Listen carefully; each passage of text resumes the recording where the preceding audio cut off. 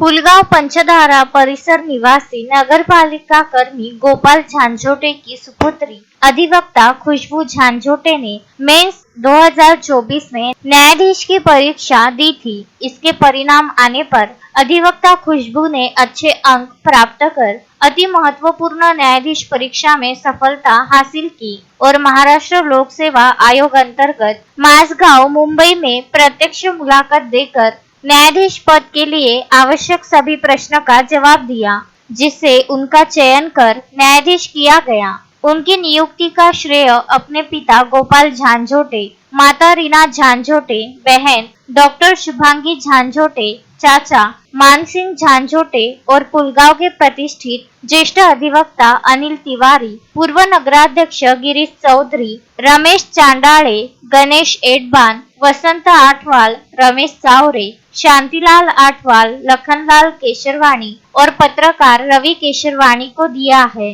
सुदर्शन समाज द्वारा न्यायाधीश क्राफ्ट के घर जाकर उसका इस उपलब्धि के लिए सत्कार किया गया।